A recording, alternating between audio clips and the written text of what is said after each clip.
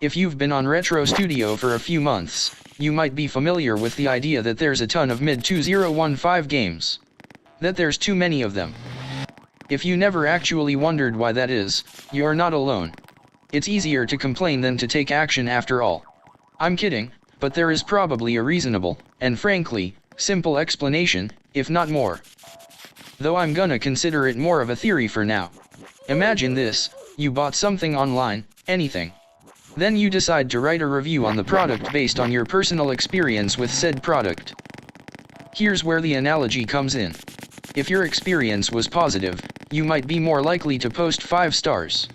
If you had a negative time, you're definitely going to leave a 1-star review. Why would you choose anything in between, when it's similar, but lesser? Now, let's go back to RetroStudio. What do we know already? Mid-2015 is the default option for a created game's time period, is the most hated thing on planet Earth, and most notably, has the best technology. This technology includes access to all textures, toolbox stuff, lighting options, and likely the best general performance. Total freedom with the studio's capabilities.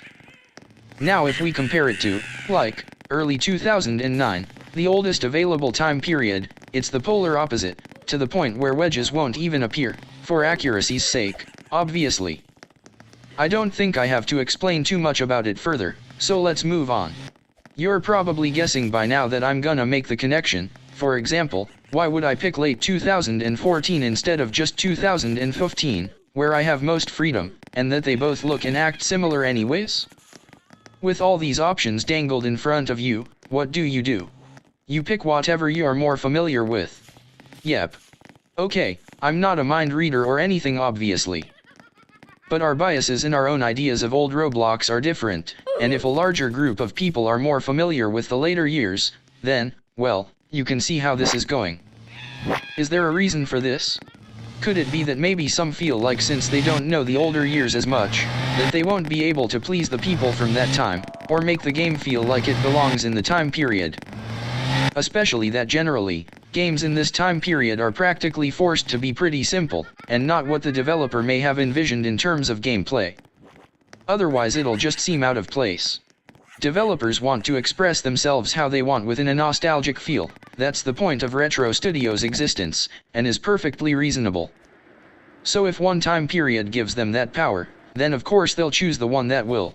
And that power, combined with today's technology and knowledge, allows us to push it further than old Roblox ever could. It's unfortunate, but it's hard to make a game in the older years that has much substance, therefore lasting power, and simply doesn't fit in many cases. Many of the popular games are relatively complex, and that's fine, heck, better than anything else. We want games that will engage us and feel good about playing it. Just think about the games that were popular in 2021 to 2022, would you want them to be all we have to this day?